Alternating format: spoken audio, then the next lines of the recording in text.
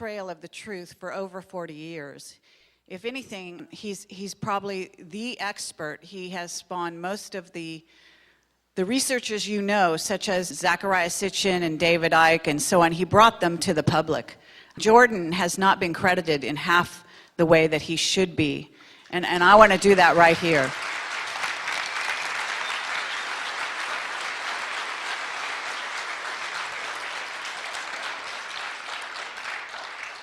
And he's given some of our lead researchers some information, and they've never credited him. Okay, so you may think it comes from them and that they're so smart and brilliant. Believe me, they wouldn't be half the place they are today if it wasn't for Jordan Maxwell. And so we really want to honor him here today. And we're very proud to have him speak at a Project Camelot conference. Thank you. Thank you very much.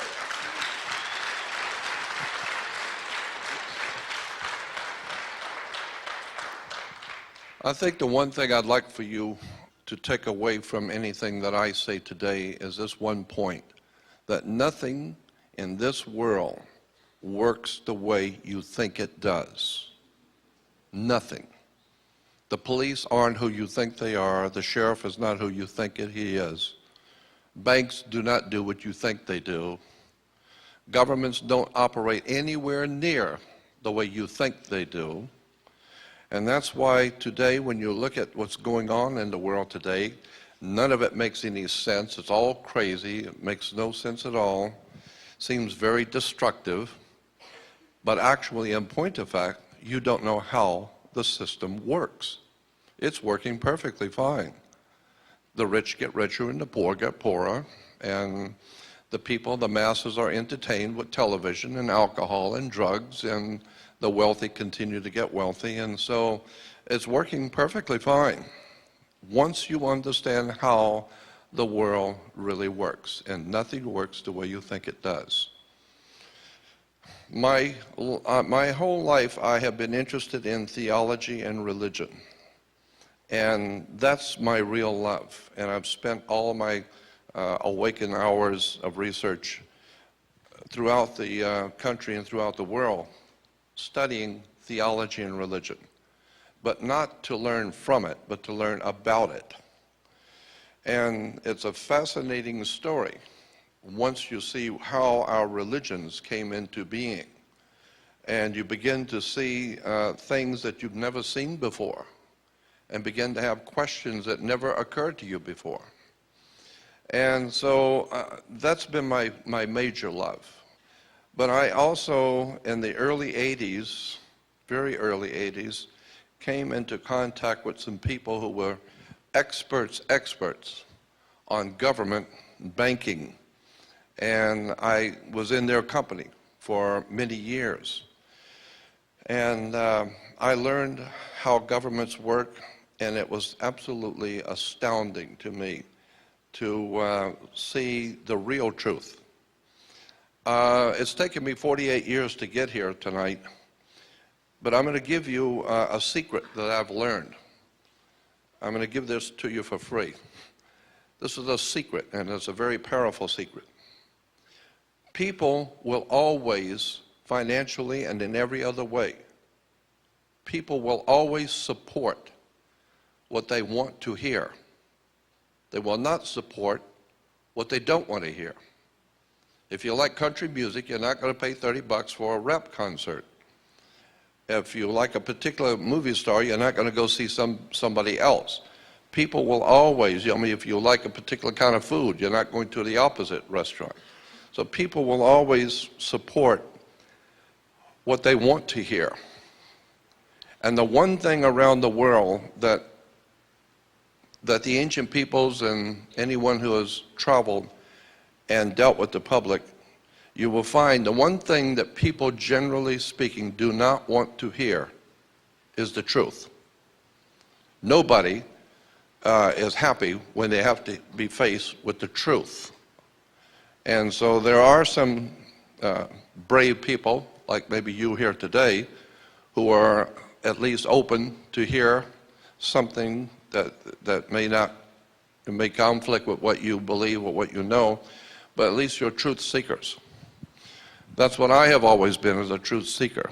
I always say I'm not the world's foremost authority on anything, because I'm at least smart enough to know how much I don't know.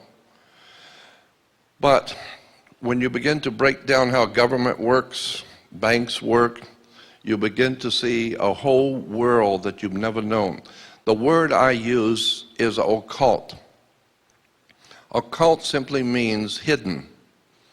And this is exactly what is going on in the world today. Our governments, banks, institutions of education, etc., are operating on a totally occult or hidden basis.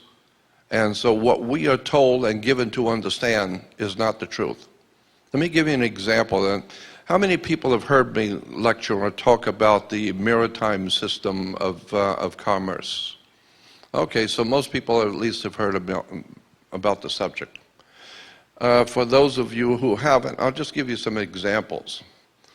When you go into court, why do you have to go to court? You play tennis on a court. You play basketball on a court. The whole idea in a court is to put the ball back in the other guy's court.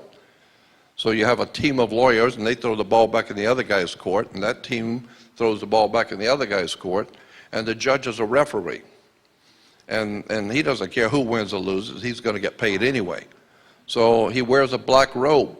Black robes, most people never question, why do Catholic priests wear black robes? Kids that graduate from high school wear black robes. Judges wear black robes. Rabbis wear black robes, because black robes represent the planet Saturn. They are a symbol for the planet Saturn. Saturn was called by the ancient people Lord of the Rings, and Saturn is Lord of the Rings. This is why women were told in the ancient world to listen to their God, and the concept was they would wear an ear ring. Men were to get married before their gods. They would wear a wedding ring, because the old ancient god of the Middle East, one of the ancient gods of the Middle East, was the planet Saturn. Saturn was directly connected to Yahweh, the Hebrew God. And so this is why even today the Jews celebrate the worship of Saturn. Saturn in the old Phoenician language was called Shabbath. Look up in the Phoenician language, you will find that the planet Saturn was called Shabbath. And his worship, to honor him once a week, was called Sabbath. So when the Jews are having Sabbath, they're actually paying homage to their god Saturn, Lord of the Rings. And so when you start breaking down where religions have come from, theologies have come from, the six-pointed star, for instance, is called the Star of David. Actually, it's not the Star of David. All the encyclopedias and reference works will tell you that it's called the Star of Saturn. It is a hexagram. Hexagrams represented the planet Saturn. So, and then when you look at the Christian system of things, the church is a disgrace, in my opinion, period. The Christian church is a disgrace. Everything that comes out of the Christian church in America is a disgrace. It's filled with lies, deception, innuendos. It is a money-making corporation. It operates under maritime admiralty law. And there is a whole world of knowledge that Christians have not been given about the scriptures, about who wrote the Bible, where it came from. I have found that even Judaism is not a BC religion.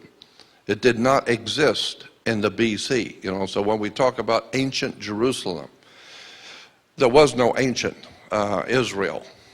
Jerusalem, yes, but no ancient Israel. So when you think about and how preachers and religious leaders talk about ancient Israel this and ancient Israel that, in point of fact, Israel is not a BC religion.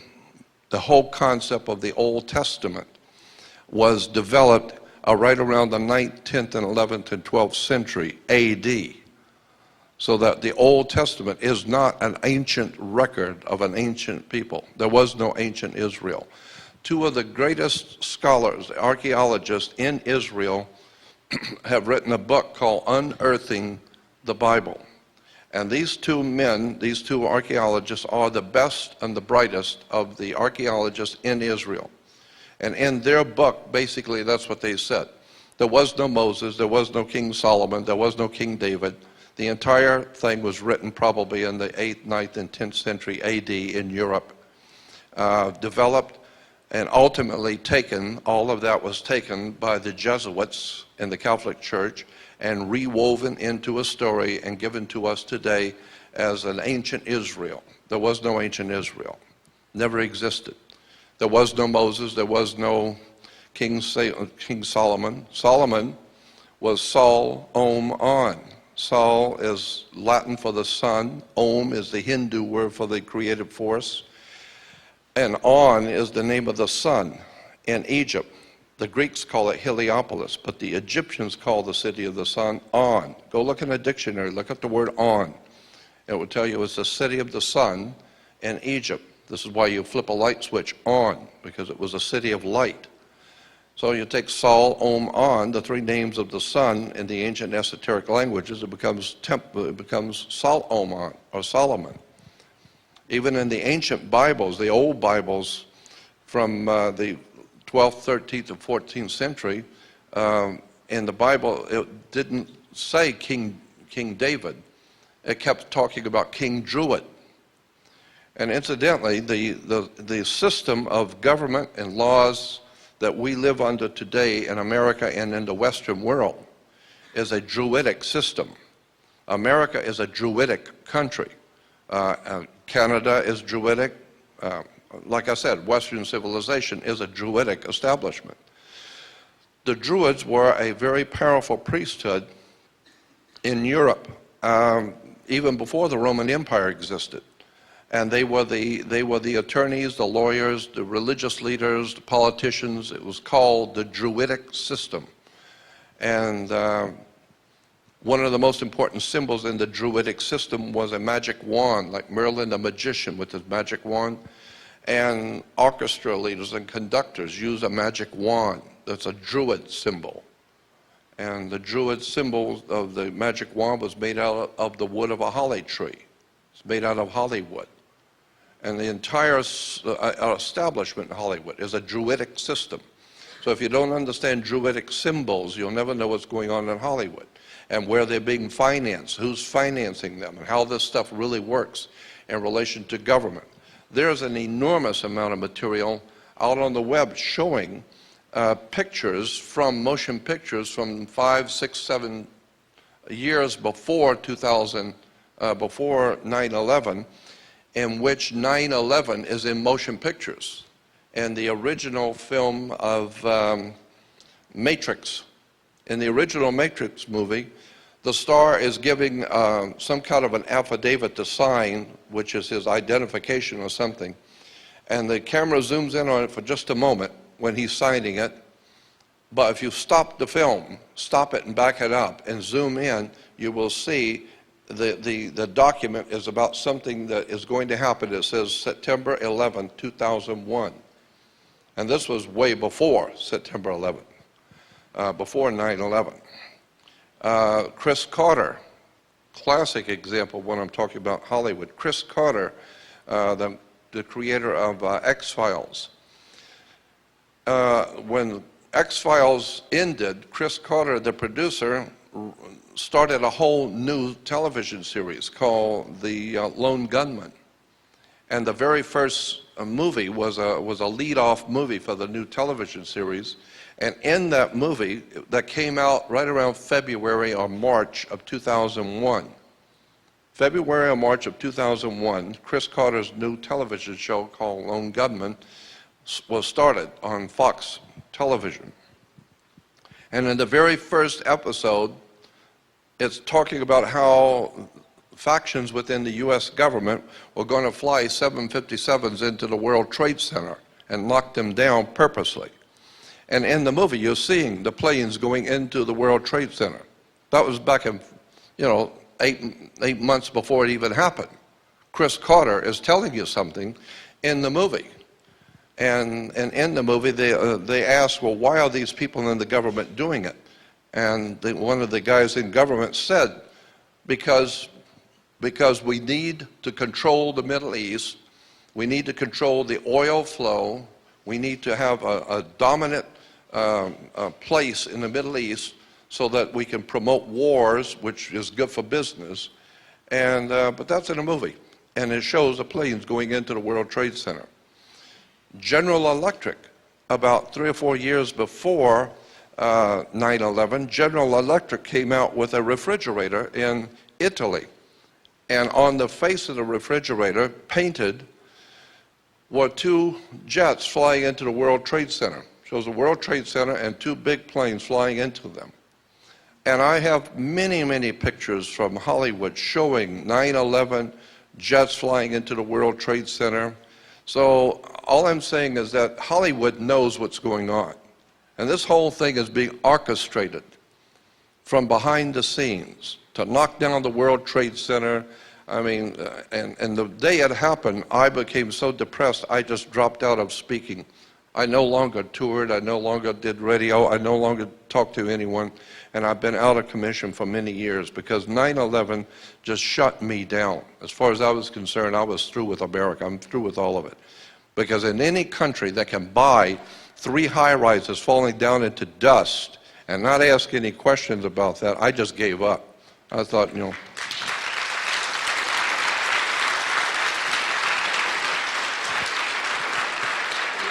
yeah. So, because I'm well aware of how governments work, religions work, and banks, well, let me give you an example. There are only 2 things on the earth, land and water. People live on land. So the law of the land is the law of people who live on land. That's why it's called the law of the land. But the law of the land is different in every country because it's the law of the people who live on the land. But you can do things in Russia you can't do in America. You can do things in South Africa, but you can't do in China. So the law of the land is different in every country. But the law of water is the law of money, the cash flow, the liquid asset. And I'll give you an example of how this works, because when a ship pulls into harbor, it's coming in on water, and it's going to bring products. And so all ships, by law, must be female. This is why you will always hear captains saying that she is a good ship. She is seaworthy, she, because all ships are female. And the reason why is because she produces the product.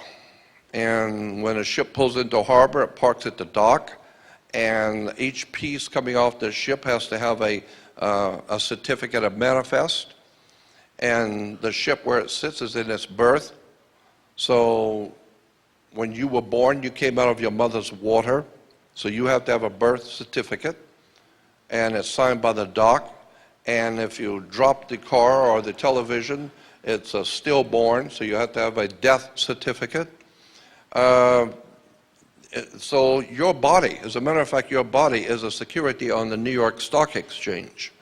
If you take your Social Security card, and I'm not going to talk much more about this because there are other things I want to talk about, but this I think is interesting. If you take your Social Security card, and on the back of a Social Security card, you will see a series of numbers. And those numbers on mine are in red. And those numbers on the back of the Social Security card represent your physical body on the stock exchange in New York. And if you take a bill, any kind of an American bill, whatever it is, 10, 20, 100, 1, whatever it is, you will see a series of numbers here, code numbers on the bill. You match the numbers on the bill with the back of the Social Security card. It's because there's about $6.5 million or more circulating around the world with your Social Security number on the bill, because your body is a security on the New York Stock Exchange. They are buying and selling your personal body on the stock exchange in New York.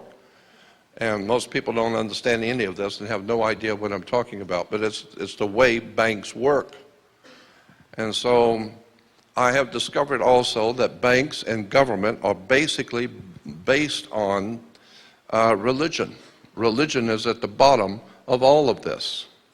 This is why I have no respect. I have a respect a reasonable respect for law and order. I'm not so stupid as not to understand the need for red lights and the things which are required in law for people to live together.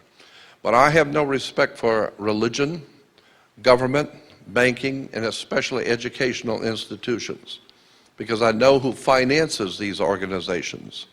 I know where the money comes from. Our banks were given to us by the Knights Templars, the Masonic Lodge of Knights Templars in Europe.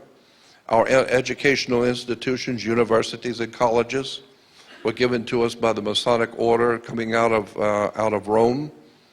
This is why the square martyr board is a Catholic symbol.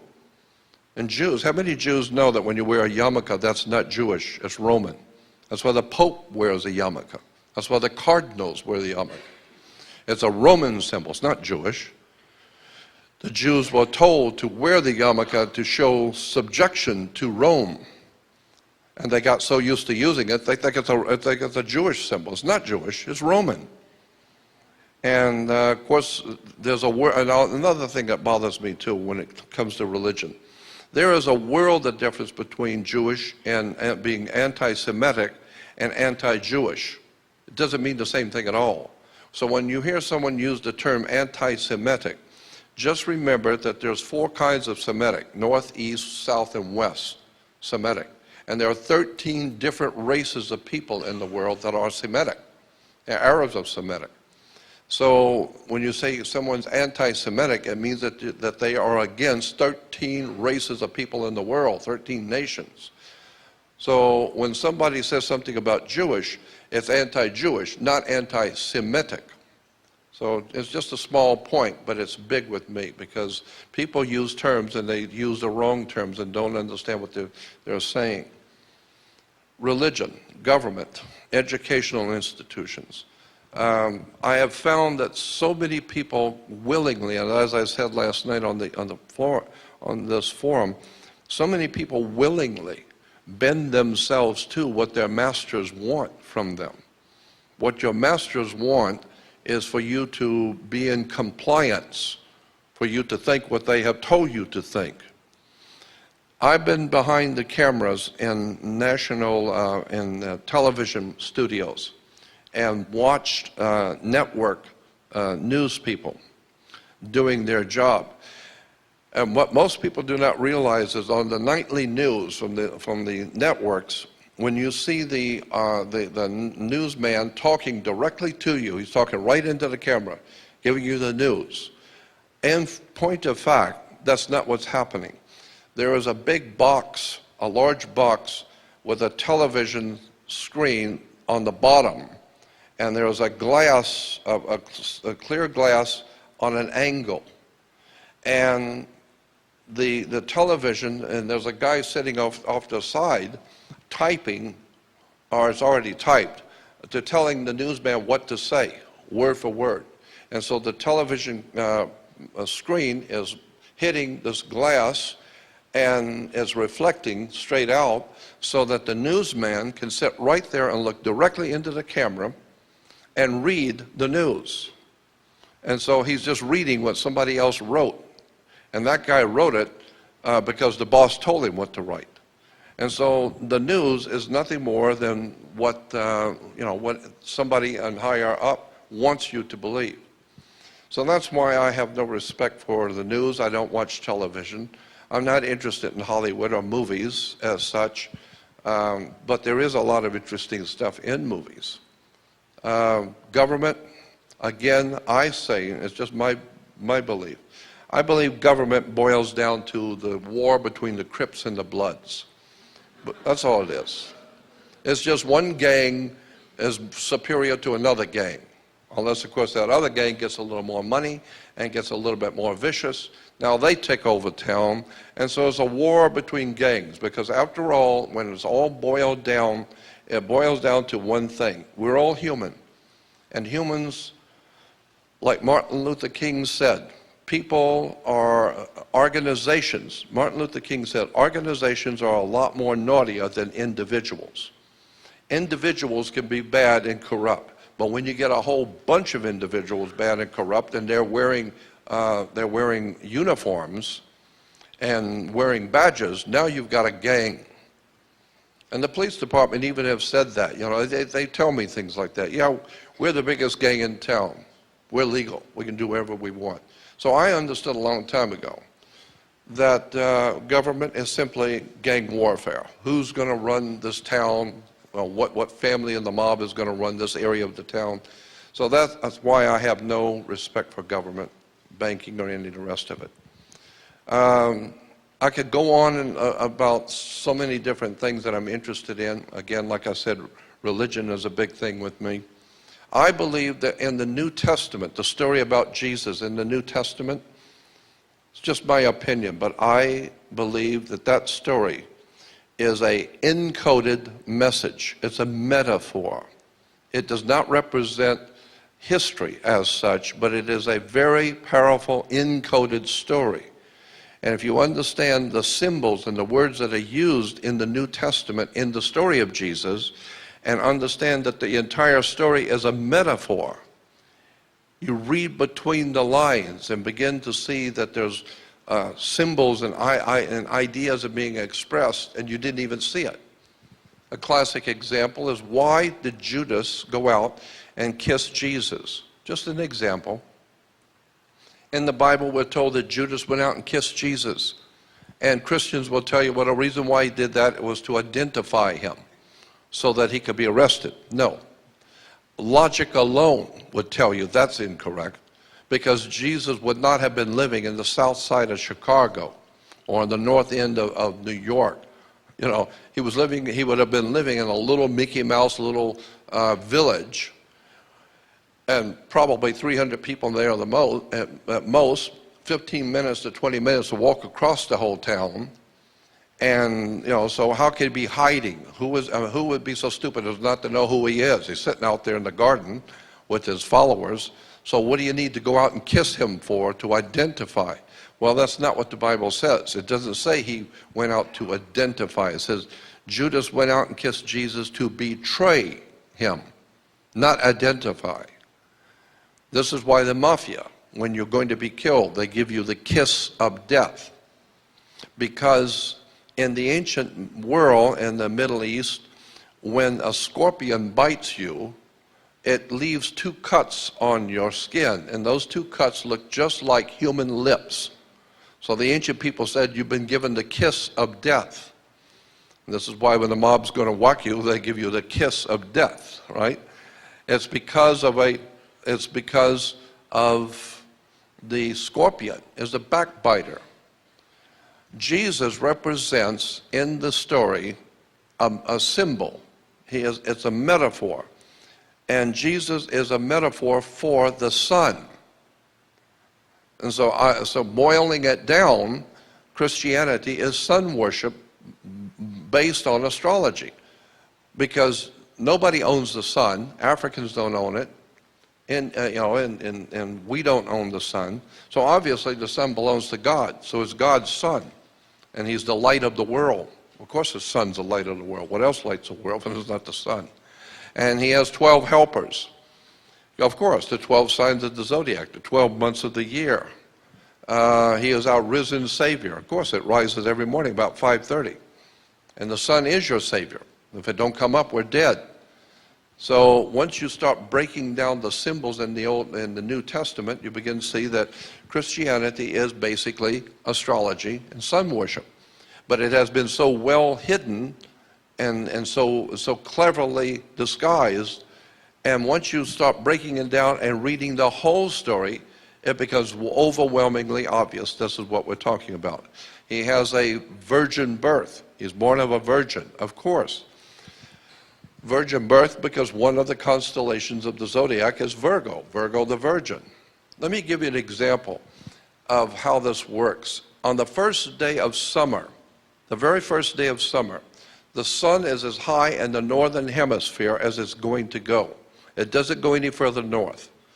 The first day of summer, the sun is as high in the northern hemisphere, and it begins to work its way south. And each day it moves 1 degree. And as it moves 1 degree each day, 90 days later, or 90 degrees later, it's halfway down. So now we say that the sun was the Lion King in summer. The Lion King because the sun was in the constellation of Leo, the Lion King from Disney. But then as the sun moves southward, it finally hits Scorpio. So God's son was really hot. He was the Lion King, but now he's falling. So now we call it fall because he's falling, and he's falling south. So it moves into fall in Scorpio. This is why Judas gives Jesus the kiss of death, because Judas represents Scorpio. And Scorpio gives the God's son, the light of the world, the kiss of death. And now he's going to die in Capricorn. He's going to die and go all the way down. But what's interesting about this is that the sun goes all the way down south until it hits what is called the winter solstice. And that's on December 22nd, the sun hits the lowest point on the sky in the south on December 22nd. It's called the winter solstice, the beginning of winter. And for 3 days, the United States Navy will show and explain it to you that the sun comes up for 3 days, 22nd, 23rd, and 24th, on the same degree. It doesn't go any further south, and it doesn't come back north. But on the same degree that it was on December 22nd, the sun rises the next 2 days, 23rd and 24th, on the same degree. So the ancient people said that the sun was alive. He was the lion of the tribe of Judah, Leo. He got the kiss of death from Scorpio, and now he is 3 days, he's not moving at all. So therefore he's in his tomb for 3 days. Then on the 25th of December, the sun moves 1 degree northward. And you can calculate that as the Navy does. You can calculate. It's very slight, but if you got the right instruments, you can see the sun move 1 degree northward. Therefore, it came back to life. So now we celebrate God's son being born again. He's born again. When? On December 25th. So we celebrate Christmas, or Christ's Mass. But as the sun moves back toward the northern hemisphere, it crosses over the equator at spring. Because he was dead in winter, now he's springing back to life. So as he comes back to life and crosses over the equator, there was a celebration called the Passover, because the sun has passed over the equator, coming back to the northern hemisphere. And so today we even say when someone dies, we say grandmother passed last night, grandfather passed away, or they passed on. But always past was associated with death. So God's son has passed over the equator. So once a year, around the world, the Jews celebrate the Passover, which is nothing more than the sun passing over the equator. And Christians, of course, cannot do that because that's Jewish, and they wouldn't want to have anything to do with the Jewish celebration. So Christians have a totally different celebration. They call it the resurrection of God's son. And so they go out on the Passover and go out and have something called the Easter sunrise service. So you actually have Christians going out and waiting for the sun to come up for something called a sunrise service. I mean, what is that all about? Christians are worshiping the sun. And then when you start looking at how the word S-O-N and S-U-N are interchangeable in Christianity, and God knows there's a lot of information on that. So that basically you boil down Christianity as sun worship, as astrology. Old Testament is astrology. Sun worship. Yahweh, as I said, was associated with the sun and the planet Saturn. Let me give you another example about the ancient religions of the world. Moses was a lunar deity. Moses was a leader of the moon cult. This is why in all the paintings and sculpturings in Europe, you will always see Moses wearing horns. You ever seen that? Moses wearing horns. It's in the Vatican. It's in all the museums of the world. Why is Moses always pictured with horns? Because Moses was a leader of a lunar cult, the moon worshippers. So at one time, the Jews were worshippers of the moon. And that time, a period of time, we call the period of Moses. This is why, and why? It's because the Native Americans, their chiefs wear horns. The Vikings wore horns. because all of these cultures, Native Americans, Vikings, and the ancient people of the Middle East, worshiped the moon. The moon, of course, in the lower quarter was the horns, and this is why they wore horns. In Arabia, there's a high mountain range in Arabia, and at night from the Egyptian side, the moon comes up in the east, and it comes up from a mountain range. And so the ancient peoples believed that the moon was a god, and it lived in the mountain. And there are religious celebrations of the old man of the mountain, the moon god. And in the ancient Arabic system, the moon god was called Sin, S-I-N. That was his name. The moon god of Arabia was Sin. And a mountain in the ancient language was spelled Ai. So you take the mountain Ai with the god who lived in the mountain, the moon god, Sin, and put it together, it becomes Sinai. So you get Moses goes up into Sinai. No, it's Sin Ai, the mountain of the moon god. And this is why Jews have their celebration after sundown, because that's when the moon comes out. They don't have the celebration during the day because that's when the sun's out. So that's the time for Christians to celebrate God's Son. The Jews are worshiping the moon god, Sin. So I don't intend to, I'm not trying to offend anyone, but I'm just trying to tell you where religions come from. Religions have been given to us by the same people who gave us our government, our banks, our educational institutions, our whole entire ruddy system in Western civilization is based on religion, politics, sex, drugs, and rock and roll. It's just business. It's just money. It's just to control the people. And if you think it's crazy when I say sex, you have no idea in the world how sex plays a part in everything. The very fact that a man wears a black robe, that's a feminine dress. And God, there's so much you could talk about with this subject of sex in religion. The whole thing is based on sex. The cross, a sexual symbol. Even in Egypt, the Egyptian obelisk is like the Washington Monument, for instance. The Washington Monument is an Egyptian obelisk. An obelisk represented a male phallic in the erection. And the male phallic is connected to the female ovaries. It's called the Oval Office. Right? And the water strip is her water. And so when her water breaks, the male phallic connects to the female ovaries. The Oval Office. Sexual symbols everywhere. A six-pointed star of Saturn. So the point I'm making is that our institutions around the world, especially in Western civilization, are based on symbolism, lies, deception, manipulation of our thinking, and somewhere along the line, if you're really looking for truth, and most people aren't, like that movie when who was it? Tom. Yeah, in the movie. Anyway, the kid says he wants the truth, and the other guy said, you can't handle the truth. Yeah. I believe that's exactly right. I don't think that the world of mankind can handle the real truth about how the world really works. I said last night that I believe that democracy is the very worst possible form of government on the earth. I don't think you can get a worse government than democracy. And the reason I'm saying that, I can clarify it now. First of all, demos in Greek is a mob. That's why a mob is out in the street with plaques and ranting and raving. We call it a demonstration. A demonstration is a mob of people.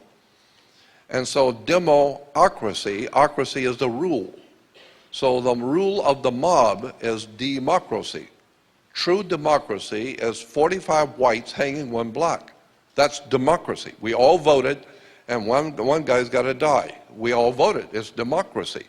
No, America was founded as a constitutional republic. A constitutional republic means There is a set rule of laws that everyone abides by, and it was set up in such a way as to protect this person, the individual, from the mob.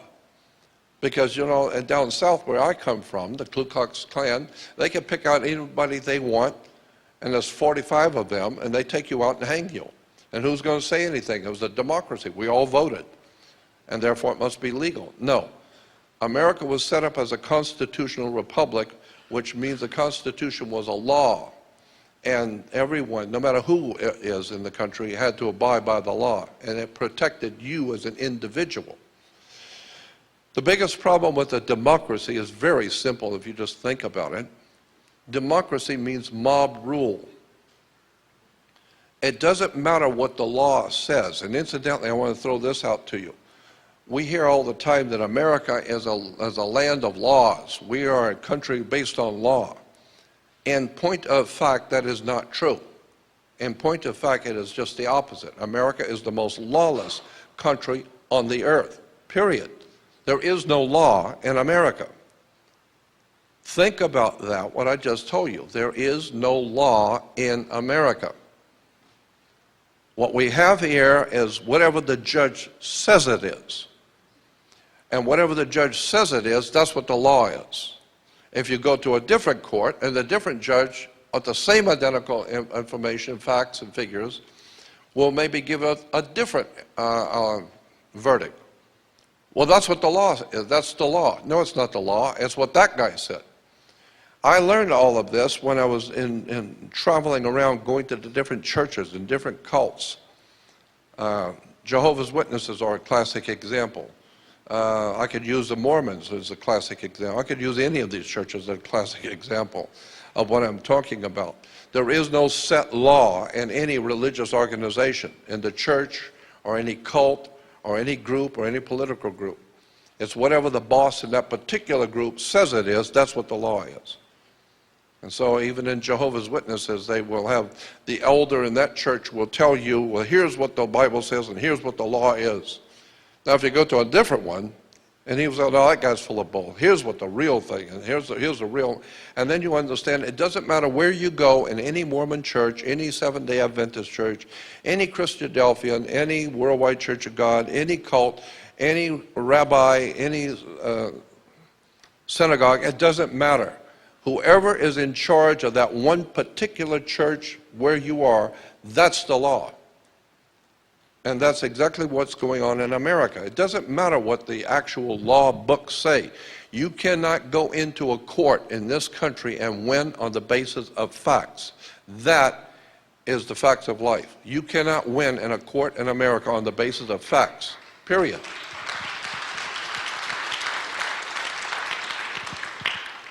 The judge don't give a damn about the facts. He's the boss, and in this court, he calls the shots. Well, yeah, but the other judge said, I don't care what the other judge said. This is my court, and I call the shots. So I will decide. If I kind of like you, maybe I'll give you a break. If I don't like you, maybe I'll add 10 years. Now, what are you going to do about it? You say, well, yeah, but the law says, no, don't bring that up. This is my court. I call the shots. Therefore, there is no law. America is a land of lawlessness. In the Bible, in the book of Revelation, it talks about the rise of the man of lawlessness. And I've often wondered about that. It's very interesting. A lot of interesting, important stuff written in the Bible if you know what you're looking at. But it talks about in the book of Revelation the rise of something called the man of lawlessness. And I used to wonder why, what in the world was that all about? Because America's got so many laws. We've got thousands of law books. That's all we are, is got law books. So how can there be a man of lawlessness that would rise in the world? Well, now I understand. America is the home of the man of lawlessness. George Bush couldn't care less what the Constitution says, the Bill of Rights. It just don't matter. He's the boss, and whatever he says do, that's what you're doing. You say, well, yeah, but the law says they don't care. And if you bring that up again, you're going to jail. Why? Because he represents the Vatican. The Bush regime was front for the Vatican. The most important enemy this country has today People will never understand it, but the biggest enemy that this nation today has is the Vatican. The Vatican is behind the crap that's going on all over.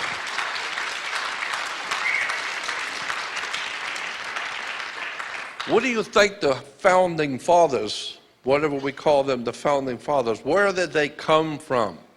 The people who founded this country, they came from Europe.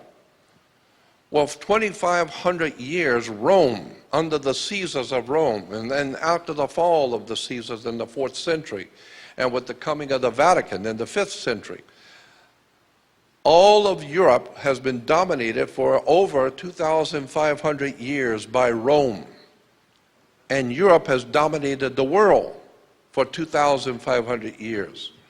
So I'm saying that if you want to find out who the real enemy of this country is, you better start looking at the Holy Father. And you better start finding out the connection between the Vatican and the Nazi Party of Adolf Hitler. Thank you, Jordan. I'm sorry, we have very limited time, so we have to let David Wilcock come on stage now. And I'm just getting warmed up. I know you are, and God bless you.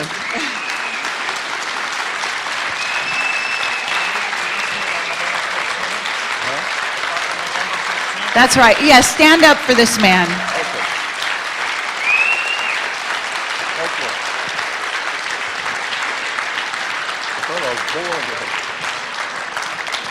Thank you, Jordan. We'd love to do a Camelot interview with you, Jordan. I'm saying that here in public on stage. Anytime. I want to add one more comment quickly. When you hear people talking about Jewish conspiracy, Jewish this and Jewish that, it's Vatican, not Jewish. Thank you very much. Thank you so much.